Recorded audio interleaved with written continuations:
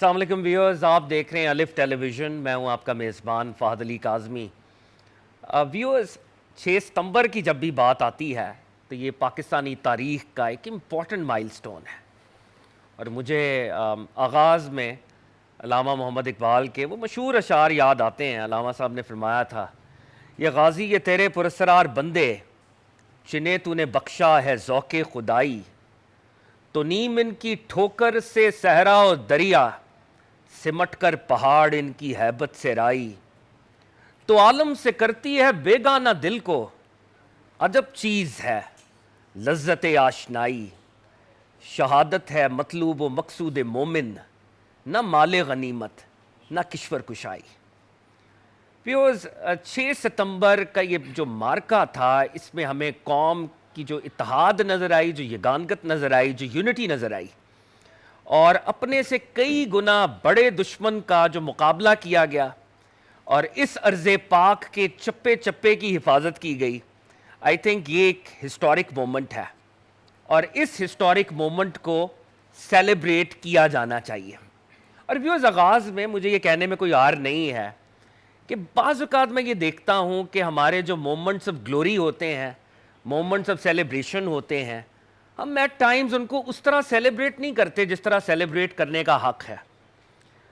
بہت وی نو دس کہ پاکستان ایک واقعی حقیقتاً in the real sense of the word we are at a strange crossroads. ہم مشکل وقت سے گزر رہے ہیں، مگر اس کا یہ مطلب نہیں ہے کہ جو ہماری وکٹریز ہیں، جو ہماری گلوری ہے، جہاں پر ہم جیتے، جہاں پر ہم نے بحیثیت قوم اچھا پرفارم کیا، ہم ان سارے واقعات کو فراموش کریں، ان واقعات کو بھلائیں. So it really saddens me, it pains me at times کہ ہم اپنے امپورٹنٹ مائل سٹونز کو بھی ایٹ ٹائمز کنٹروورشل کرتے ہیں. کنٹروورشل نہیں کرنا چاہیے.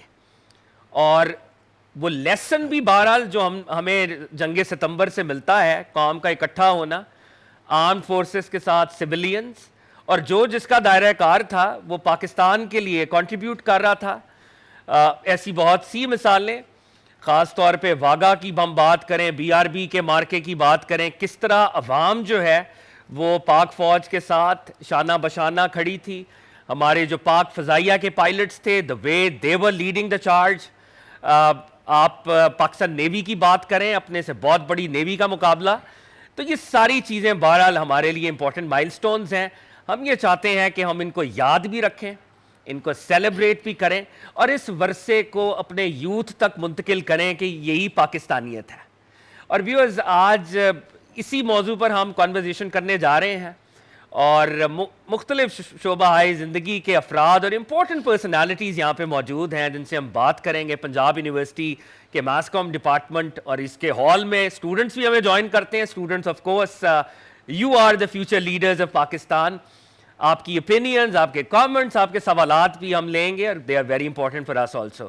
تو میں اپنے پینلسٹ کا اگر تعارف کراؤں، سب سے پہلے ہمیں جوائن کر رہے ہیں ایئر کموڈور ریٹائرڈ خالد چشتی صاحب، ستارہ امتیاز ملٹری، ستارہ بصالت، ڈیکوریٹڈ ہمارے پائلٹ، 3000 گھنٹے فلائی کر چکے ہیں جو بذات خود ایک ریکارڈ ہے، اور حضرت قائد اعظم کے عاشق ہیں.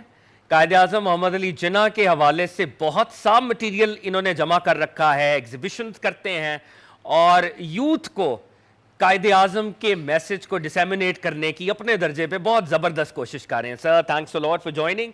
ان کے ساتھ آف کورس کسی تعارف کے محتاج نہیں، سینئر جرنلسٹ، پاکستان میں صحافت کا بہت بڑا نام، حبیب اکرم صاحب ہمیں جوائن کر رہے ہیں. Sir, thanks a lot for your time also. اور جیسے ملک کی جغرافیائی سرحدیں ہوتی ہیں، نظریاتی سرحدیں ہوتی ہیں، اور ہمارے جرنلسٹ ان نظریاتی سرحدوں کا کہیں نہ کہیں تحفظ کر رہے ہوتے ہیں، تو یہ بھی ہمارے لیے بڑے امپورٹنٹ ہیں. And last but not the least, department of communication کی chair person, department of development communication کی chair person doctor Ayesha Ashfaq Sahiba ہمیں جوائن کر رہی ہیں. Youngest PhD in mass communication, youngest post doc scholar, اور ینگسٹ چیئر پرسن. اور ان سے بھی ہم بات کریں گے، اور خاص طور پہ ہم بات کریں گے نیریٹیوز کی، اور جو نیریٹیوز کی وار ہے، گلوبل وار ہے، یہ کس طرح سے اپنے بچوں کی تربیت کر رہی ہیں، اور یہ بچے آگے پاکستان کے وہ جو انٹلیکچوئل فرنٹیئرز ہیں ان کی حفاظت کریں گے انشاءاللہ. میں گفتگو کا آغاز ایئر کموڈور صاحب آپ سے کروں گا. 1965 کی وار اور 1965 کی وار کے اندر جو پاک فضائیہ کا رول تھا میرا خیال ہے وہ بہت ہی ہسٹورک ہے.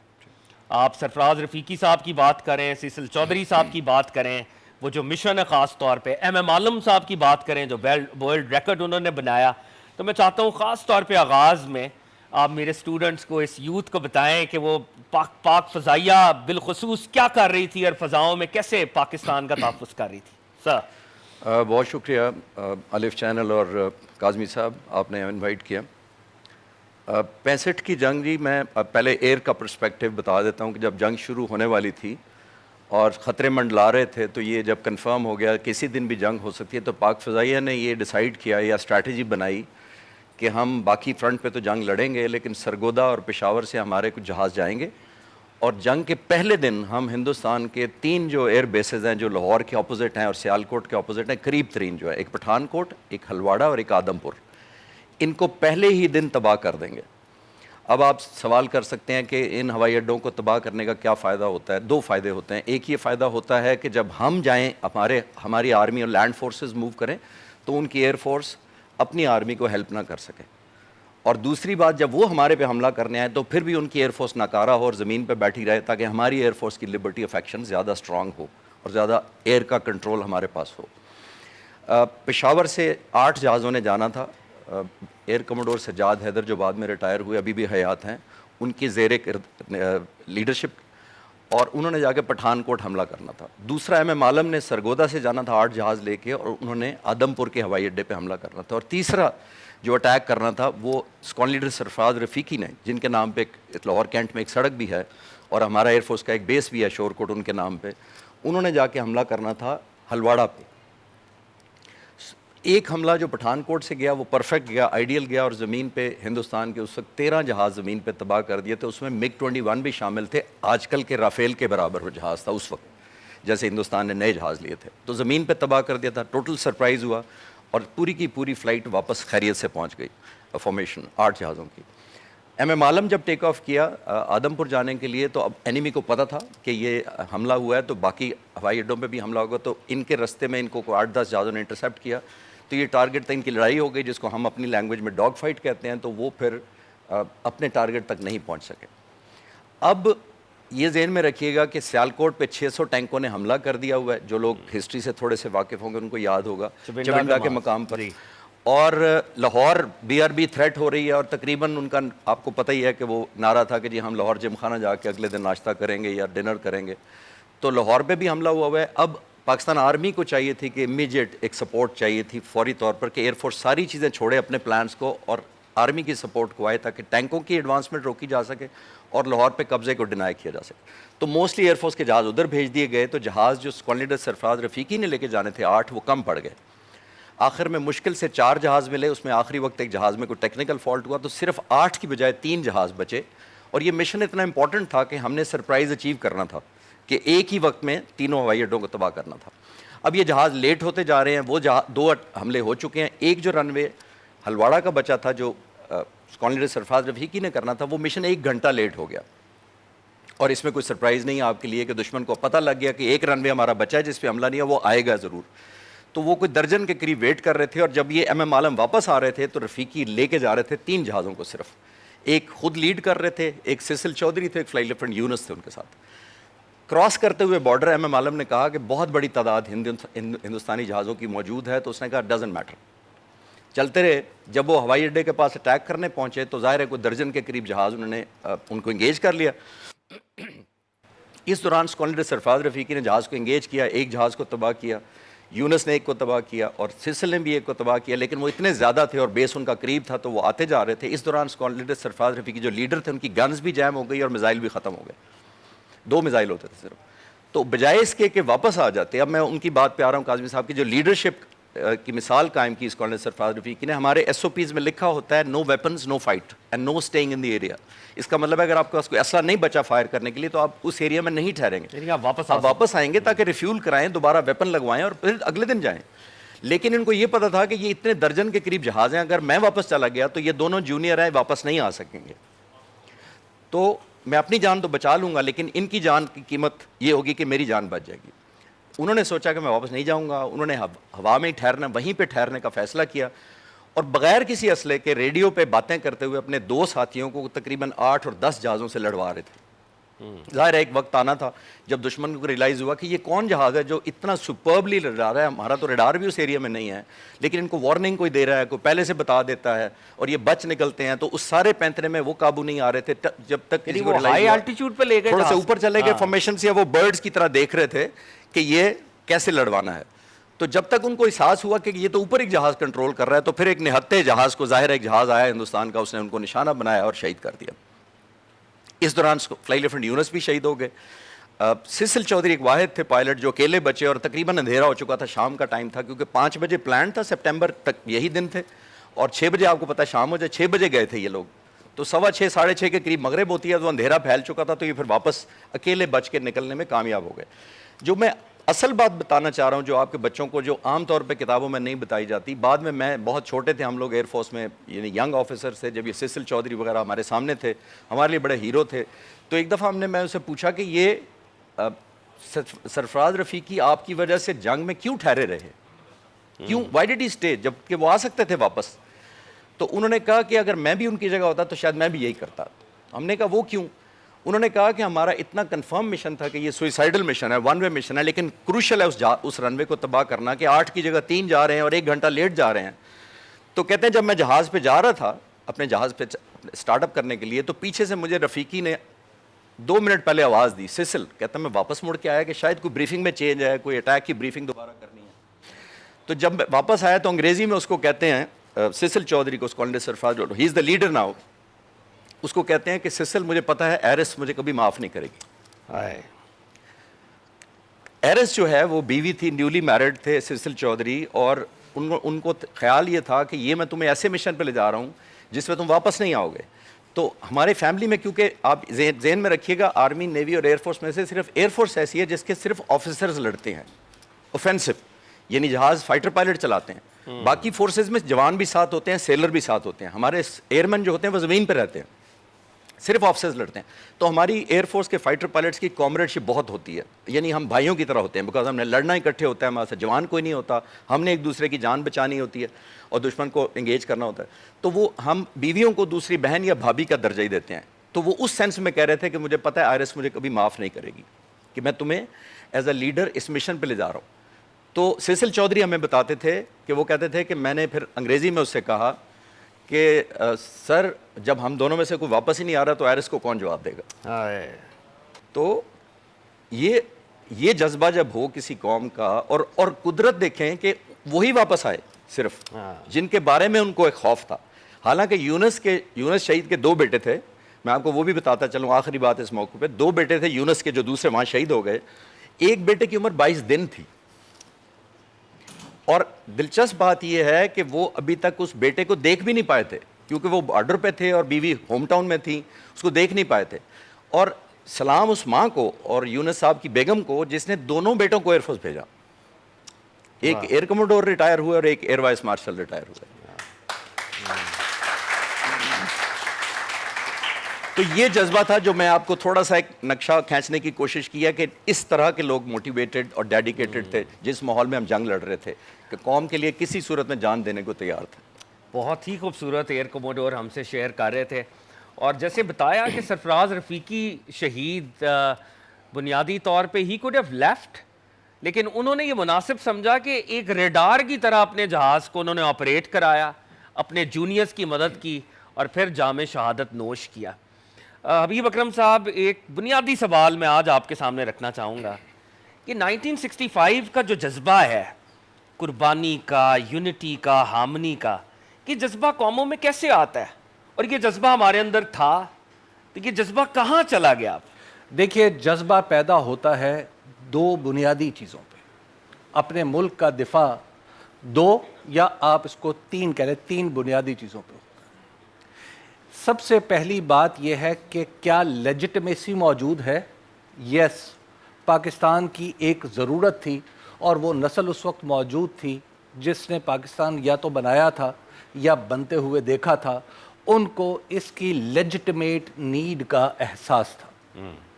دوسری بات, کیا پاکستان کے اندر انٹرنل لیجٹمیسی موجود تھی؟ پاکستان کی وہ حکومت جو اس وقت پاکستان کو گورن کر رہی تھی, کیا وہ ایک لیجٹمیٹ گورنمنٹ تھی؟ اور تیسری بات کہ کیا ہم جو لڑ رہے تھے ایک لیجٹمیٹ کاز کے ساتھ لڑ رہے تھے؟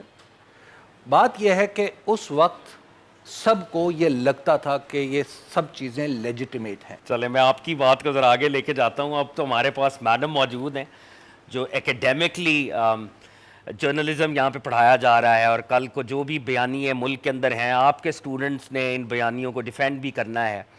جہاں پر سر نے بات کو چھوڑا ہے میں اسی کو آگے آپ کی طرف لے کے جاؤں گا. اب یہ بہت سی باتیں ہم نے سنی بھی, 5th جنریشن وار, کس طریقے سے بیانیوں کی بھی جنگ ہے اور کس طرح سے ہم نے پاکستان کو پروٹیکٹ کرنا ہے. اور ایک بڑا سوال میں بہرحال یہاں پہ ضرور کروں, انگلینڈ کے اندر بھی جب ٹیکسٹ بکس کی بات ہوتی ہے, ایلیمنٹری سکولز کی بات ہوتی ہے, تو کلونیلزم کو کوئی ریجیکٹ نہیں کرتا. وہاں پہ وہ ان کی ہسٹری ہے کہ جی ہم نے یہ کالونیز بنائی تھیں, کوئی اس کے اوپر بات نہیں کرتا.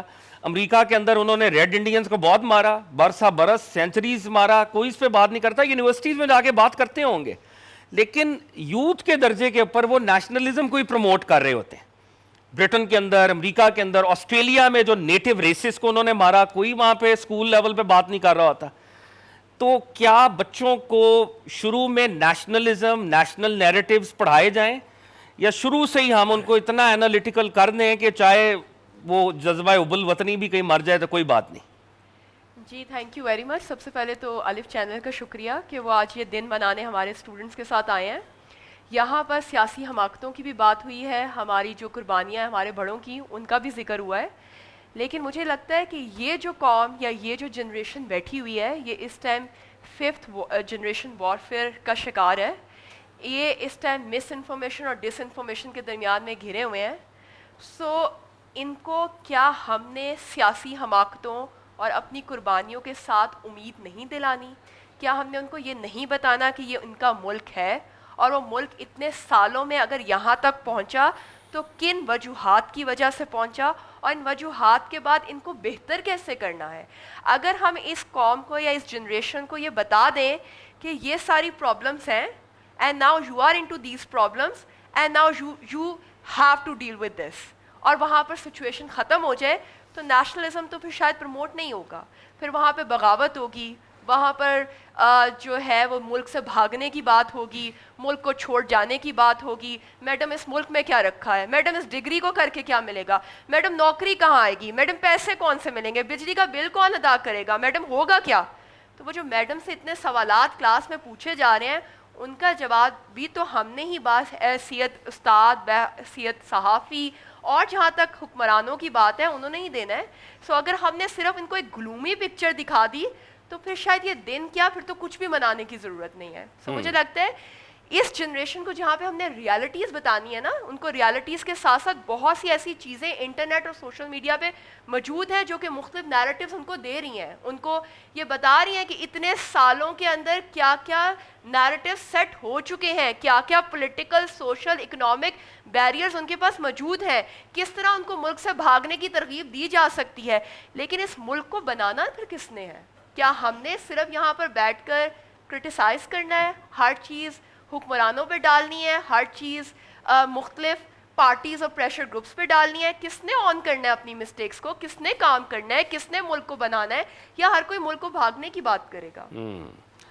بھائی بکرم صاحب, ایک تو آف کورس اسٹریٹجک لیول کے اوپر جو بھی معاملات ہیں وہ ہوئے, لیکن ٹیکٹیکل لیول پہ, گراؤنڈ لیول کے اوپر بہرحال ہماری فورسز نے حیرت انگیز کارنامے سر انجام دیے. دیکھیے اس میں کاظمی صاحب, اس میں کوئی شک نہیں ہے, میں ان لوگوں میں سے ہوں جو یہ سمجھتے ہیں کہ پاکستان کی فوج نے جب بھی ایک خاص, جب قوم, فوج, قیادت سب ایک لائن میں آ گئے ہیں تو یہ ونڈرز کر سکتی ہے. میں آپ کو 1965 کی ایک جنگ کا واقعہ سناؤں. 65 کی جنگ کا واقعہ چمنڈا پہ ہوا. یہ کہ ایک وہاں پہ جب حملہ ہو رہا تھا تو ہماری ایک توپ تھی جو ہمارے پاس بہت کم تھی. اب ظاہر ہے مجھے ان کے ٹیکنیکل نام تو نہیں پتا, لیکن مجھے اس جنگ میں ایک بریگیڈیئر صاحب جو اس وقت کیپٹن تھے وہاں پہ, انہوں نے بتایا کہ وہاں پہ ایک صاحب تھے گلگت بلتستان کے, گلگتی تھے, تو انہوں نے دیکھا کہ جب اٹیک آ رہا ہے اور گولیوں کی بوچھاڑ آ رہی ہے, کوئی جہاز بھی آ گئے, تو انہوں نے سب کو یہ حکم تھا کہ سب اپنے اپنے مورچوں میں آ جائیں. لیکن وہ نوجوان جو تھا وہ وہیں کھڑا, اس نے کہا جی میں تو نہیں ہلوں گا, اور اپنے آپ کو اس نے ایک ٹائر کے اوپر لٹا لیا. تو اس پہ کیپٹن صاحب نے انہیں کہا کہ جب بڑی گالیاں دی, انہوں نے کہا نہیں سر مسئلہ یہ تھا کہ دشمن کی گولیاں مجھے لگ جاتی تو میرے جیسا تو ایک اور آ جاتا, لیکن ہمارے پاس ٹائر نہیں ہے, اگر اس کا ٹائر خراب ہو جاتا تو پھر ہم کیسے موو کرتے. یہ تھی ہماری کمٹمنٹ, یہ تھی نوجوانوں کی کمٹمنٹ. دیکھیے پاکستان بنانے والوں کی امید کیا تھی.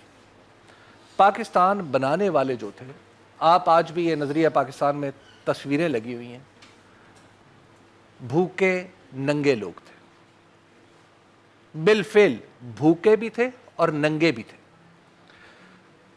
ہمارے ایک چیف اکانومسٹ ہوا کرتے تھے, انہوں نے ایک کتاب میں بڑا دلچسپ واقعہ لکھا ہے. انہوں نے کہا کہ وہ 1940s میں گورنمنٹ کالج لاہور میں پڑھتے تھے, تو انہوں نے بتایا کہ جب ہم گئے, پرویز حسن صاحب, تو کہتے کہ جب ہم وہاں پہ گورنمنٹ کالج لاہور میں گئے تو پاکستان میں جو یعنی گورنمنٹ کالج میں جو نہایت نالائق, کم ترین کانفیڈنس کے ساتھ جو بچے تھے وہ مسلمان بچے تھے.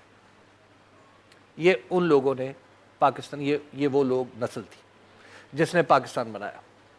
جب ہم اتنے مایوسی کے عالم میں تھے اور پھر ہم نے قائد اعظم کی امید دلانے پہ پاکستان بنا کے دنیا کے لیے ایک سیاسی معجزہ برپا کر دیا, تو کیا ہم آج نہیں کر سکتے؟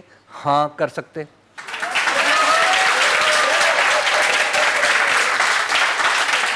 ڈاکٹر صاحبہ, آپ نے بھی دیکھا ہوگا یہ برین ڈرین ہو رہا ہے, تو کیا برین ڈرین کو روکنے کے لیے ہم کچھ کر سکتے ہیں ایکڈیمیا میں بیٹھ کے, جو ہمارے پروفیسرز ہیں, اور ایکڈیمیا انڈسٹری لنکیج کو ڈیولپ کریں کہ ہمارا ٹیلنٹ باہر جا کے سرو نہ کرے, یہاں پہ سرو کرے؟ جی مسائل اپنی جگہ موجود ہیں, اور مجھے لگتا ہے کہ اس کو تو میں بھی نگیٹ نہیں کر رہی. جو حبیب اکرم صاحب نشاندہی کر رہے ہیں, بالکل وہ مسائل موجود ہیں, ہماری قوم اس سے دوچار ہے, ہمارے نوجوانوں کے پاس بہت نا امیدی ہے اور بہت برین ڈرین کے ریزنز بھی موجود ہیں. وہ اگر آپ ابھی بھی کسی ایمبیسی کے باہر جائیں تو لائنیں لگی ہوئی ہیں جو کہ ویزا لینے کے لیے کھڑے ہیں, اور امیگریشن کے پروسیس کے لیے لاکھوں روپے ہماری جو ینگ جنریشن ہے وہ لگانے کو تیار بیٹھی ہے. شاید اپنے گھر میں اپنی والدہ کے سونے کی جولری اور سونا بیچنے کو تیار ہے کہ ہم کسی طرح 10 لاکھ روپے اور 20 لاکھ روپے لے کر باہر چلے جائیں. لیکن میرا سوال آج بھی یہی ہے کہ جب ہم کلاس روم میں جائیں تو کیا ہم نا امیدی لے کر جائیں یا امید لے کر جائیں؟ کیا میرا یہ فرض نہیں ہے کہ جس ملک نے مجھے یہاں تک پہنچایا ہے, جس نے مجھے استاد بنایا ہے, جس کے آگے روز میں 300 اسٹوڈنٹس کو اگر پڑھا رہی ہوں, تو ان 300 اسٹوڈنٹس کو میں یہ ضرور بتاؤں کہ اپنی ملک کے ساتھ وفا بھی کرنی ہے. مشکل دور ہے, مشکلات موجود ہیں, لیکن کیا ملک سے جانا آپ کا سلوشن ہے؟ کیا یہاں کا جو ڈگری ہولڈر ہے کیا وہاں پر جاتے ہی اس کو بہت اچھی نوکری مل جائے گی, یا کسی دکان یا کسی پیٹرول پمپ یا کسی ایسی جاب کے اندر وہ سالوں گزار دے گا اور اس کے بعد چند $1000 وہ شاید پاکستان میں بھیجے جس کے بعد اس کی فیملی چل سکے؟ تو کیا وہی ایک نوجوان یہاں پر محنت کر کے پاکستان کو کچھ کسی حد تک بہتری کی طرف نہیں لا سکتا؟ میں تو شاید خود کاظمی صاحب آپ کے ساتھ یہ سوال کرنے کے لیے بیٹھی ہوں کہ حبیب اکرم صاحب اگر آج آئے ہیں ہمارے اسٹوڈنٹس کے پاس تو نا امیدی کے ساتھ ساتھ کوئی ایک امید کی کرن دکھا جائے کہ ہماری جو نوجوان نسل ہے وہ پاکستان سے بھاگے نہ. جی سر, آپ اس کو رسپونڈ کرنا چاہیں گے؟ دیکھیے امید جو ہے, امید ہمیشہ دو جگہ سے ہوتی, ایک خارج سے اور ایک داخل سے.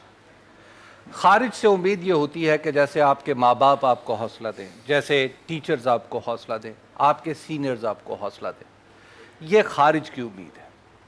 اور ایک داخلی امید ہے, اور داخلی امید یہ ہے کہ کیا آپ فائٹ کر سکتے ہیں. فائٹ کرنے سے مراد یہ نہیں ہوتا کہ آپ نے کسی سے لڑنا ہے, علم بغاوت بلند کرنا ہے یا کچھ اور کرنا ہے. بنیادی معاملہ یہ ہوتا ہے کہ کیا آپ اپنے سامنے ہونے والی آپ کے سامنے جو کام آپ کو دیا گیا ہے کیا آپ اس کو درست کرنے کے لیے فائٹ کر سکتے ہیں؟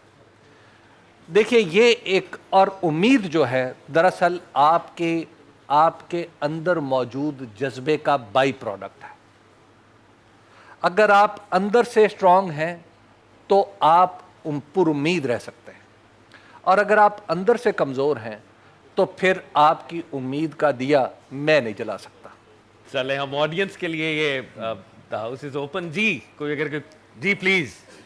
واقعتاً ایسا ہے کہ قوموں کو اتحاد کے لیے کامن متھ کی اسٹوری کی ضرورت ہوتی ہے جس پر وہ یکجا ہو کر اپنا اتحاد برقرار رکھ سکیں، جو کہ پاکستان کی تاریخ میں 14 اگست کے لحاظ سے ہمارے پاس موجود ہے، جو کہ ویلڈ بھی ہے تاریخی طور پر کہ واقعتاً ہم نے انگریز سامراج سے اور ہندوؤں کی اکثریت کے ڈر سے ہم نے ایک الگ وطن قائم کر لیا. مجھے ایک سوال یہ ڈیفنس ڈے کے متعلق یہ پوچھنا ہے کہ مجھے وہ نیوٹرل ریسرچرز بتائیں، مجھے وہ انڈیپینڈنٹ جرنلسٹ بتائیں یا انڈیپینڈنٹ ہسٹورینز بتائیں اپارٹ فرام پاکستانی یا انڈین ریسرچرز اور رائٹرز جو یہ کہتے ہوں کہ پاکستان نے 65 کی جنگ جیتی. بہت اچھا سوال آپ نے کیا ہے، اور اس کا سمپل جواب یہ ہے کہ دنیا میں جتنی جنگیں لڑی گئی ہیں نا ادر دین کوئی سرنڈر ہو جائے، جیسے انفارچونیٹلی ہمارا ایسٹ پاکستان میں تھا، کوئی بھی قوم بعد میں یہ نہیں کہتی کہ ہم ہارے تھے.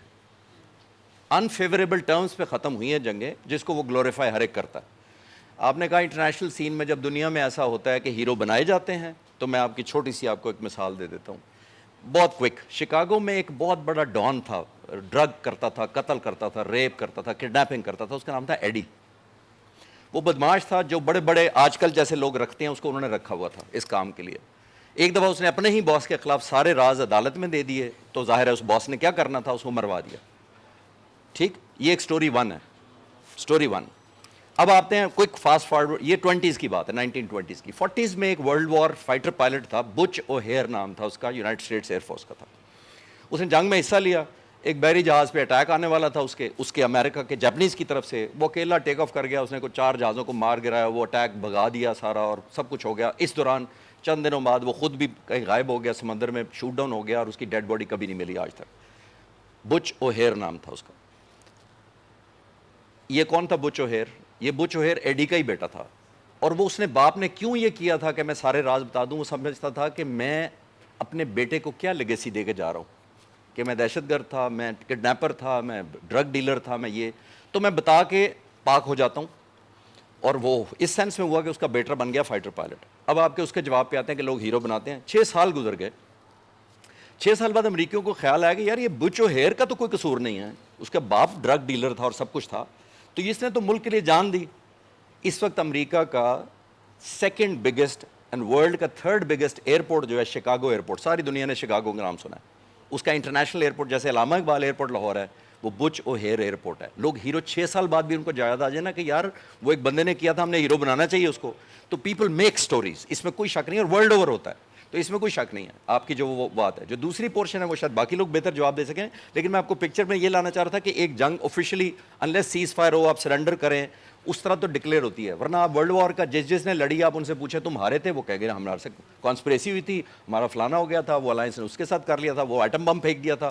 جاپان بھی کہے گا کہ ہم نہیں ہارے تھے اگر ایٹم بم نہ پھینکا جاتا تو وہ ہر دنیا کی پرسیپشن بلڈ کی جاتی ہے. ہوپ جو ہے، جو ٹرسٹ ہوتا ہے نا، ٹرسٹ بڑی زبردست چیز ہے. یہ آخری امپورٹنٹ چیز ہے جو میں آپ کو یاد دلانا چاہ رہا ہوں، چاہے وہ گورنمنٹ کا ہو، چاہے لوگوں کا ہو، چاہے میاں بیوی کا ہو، چاہے فرینڈس کا ہو، چاہے ٹیچر کا ہو. Trust is something very important. اور میں اکثر لوگوں سے جب میں لمز میں پڑھاتا ہوں تو میں یونیورسٹی پوچھتا ہوں کہ لو ٹرسٹ کیا ہوتا ہے. ٹرسٹ ہر ایک کا اپنا اپنا ہے. میرا ٹرسٹ یہ ہے، اب آپ دیکھیں لوگوں کے اور حکومت کے درمیان ٹرسٹ. اب جو میں ڈیفینیشن بتاؤں گا شاید حبیب اکرم صاحب کو پسند آئے گی، کیونکہ یہ ان کے اس کے جو انہوں نے نیریٹو بہت اچھا بلڈ کیا. اس کی بات، trust is giving someone the ability to damage اور ڈسٹروائے اس. giving someone the ability to damage or destroy us with a belief that he or she will not use this option. واہ واہ. کہ آپ ابھی time نہیں ہے، ورنہ میں آپ کو کوئی 20 انٹرنیشنل ریسرچرز کے، انٹرنیشنل جنرلز کے، جنرل جو فوج کے اور ایئر فورس کے ایئر چیف رہے تھے، انہوں نے کہا تھا. میں آپ کو ایک کوئک بڑی نیریٹو آپ کو ضروری ہے آپ کو پتہ ہونا، آپ نوجوانوں کو پتہ ہونا چاہیے. ہندوستان کا ایک رائٹر تھا پشپندر سنگھ، اس نے پاکستان ایئر فورس کے اوپر کتاب لکھی، سائیکی دا فضائیہ the psyche of Pakistan air force. بڑا کرٹیسائز اس کو ہندوستان میں کیا گیا، سکھ تھا وہ، اور کرٹیسائز یہ کیا گیا کہ تم نے پاکستان ایئر فورس کی واہ واہ کر دی اتنی، اور برا بھلا کہا گیا. وہ ایک ایڈیٹر بھی تھا میگزین کا، ایویشن میگزین کا.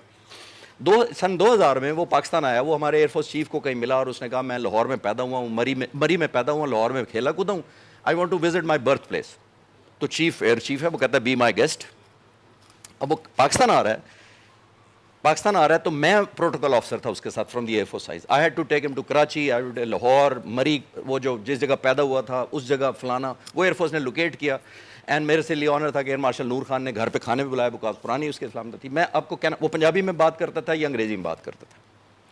तो मैं आपको नैरेटिव, आपको आपने कहा ना अच्छी बात पे भी ख़त्म करें, तो मैं एक अच्छी बात पे आपको पॉजिटिव नोट पे ख़त्म करता हूँ। अब वो सिख है, इंडियन, और मेरे साथ है, पंजाबी में बात कर रहा है, तो एक मुझे स्टोरी सुनाता है ड्यूरिंग माई ट्रैवल। मेरे को हफ्ता 10 दिन का टूर था उनका। मुझे कहता है कि मैं एक एयर शो पे, जो एयर शो होता है जो जहाज़ों का एरोबैटिक्स वगैरह होती हैं जहाँ पे, कहता है मैं एयर शो पे एक इजरायली एयरफोर्स चीफ को मिला। तो पंजाबी मैंने उससे कहा कि ਤੁਹਾਨੂੰ पता है ਇਹ ਦੁਨੀਆ 'ਚ ऐसी एयरफोर्स है ਜਿਹੜੀ ਤੁਹਾਡੇ ਨਾਲ भी चंगी है, अपने आप ਨੂੰ समझते हैं, विच think they better than you. अब इंडियन कह रहा है इजरायली एयरफोर्स चीफ को, तो उसने कहा विच एयरफोर्स, उसने कहा पाकिस्तान एयरफोर्स। अब वो इजरायली जवाब क्या देता है? सबसे दिलचस्प वो बात है, क्या मुझे इंडियन रहा है, कहा इजरायली, वो चीफ कोट कर रहा है, वो कहता है कि मुझे ये नहीं पता कि इजराइल एयरफोर्स हमारे, पाकिस्तान एयरफोर्स हमारे से अच्छी है कि नहीं, मुझे ये पता है कि हमारी सारी अरब जंगों में जो अरबों के साथ हमारी हुई हैं, हमारे सारे जहाज जो शूट हुए हैं वो पाकिस्तानियों ने किए। और आइजर वाइजमैन प्रेसिडेंट था, बना, पहले डिफेंस मिनिस्टर, एयरफोर्स चीफ था, बाद में इजराइल का प्रेसिडेंट भी बना। उसने अपनी किताब में लिखा है नूर खान के बारे में, जिनका मैंने वो C-130 की आपको शुरू में सुनाई, अपनी किताब में लिखता है। अब आप सोचिए ज़रा, अंग्रेजी में मैं पढ़ता हूँ, आप खुद समझ आती। उसने कहा नूर Khan is a formidable person, शानदार आदमी है, and I am glad that is a Pakistani not an Egyptian. आपका दुश्मन कहता है कि शुक्र है ये मेरा दुश्मन नहीं है, ये उधर रहता है, ये मेरा डायरेक्ट दुश्मन नहीं है, ये तारीफ है। तो मैं कहना चाह रहा हूँ पॉजिटिव नोट पे, एक इंडियन मुझे सुना रहा है, जो मैं अर्ज कर रहा हूँ कि वो कह रहा है कि उसने कहा कि हमारे सारे जहाज पाकिस्तानियों ने मारे हैं। जी व्यूअर्स, आप अलिफ स्पेशल देख रहे थे। आज हम यौम दिफा पाकिस्तान के हवाले से ये स्पेशल ट्रांसमिशन कर रहे थे। इसमें कोई शक नहीं है कि पाकिस्तान में बहुत से चैलेंजेस हैं, बहुत से मुश्किलात हैं और बहुत से सच हैं जो हमने बोलने भी हैं, और अपने आप को चेंज भी करना है, अपने आप को रिफॉर्म भी करना है, अपने आप को बेहतर भी करना है। मगर बात वही है कि जो इम्पोर्टेंट माइलस्टोन्स हमारी हिस्ट्री के हैं, जो हमारी विक्ट्रीज़ हैं, जो हमारी कामयाबियां हैं, जहां पर हमने थोड़ा बेहतर किया है, उसको भी ज़रूर बताएं, होप को, ऑप्टिमिज्म को फैलाएं, ताकि हमारी यूथ जो ऑलरेडी बहुत ही डिफ़िकल्ट सर्कमस्टांसिस के अंदर हम सब जी रहे हैं और हमारी यूथ भी यहाँ पे मौजूद है, तो उनको थोड़ी सी उम्मीद मिले कि पाकिस्तान इंशाअल्लाह अगर थोड़ा सा हम अपने आप को बेहतर करें तो we can stand in the comity of the Nations.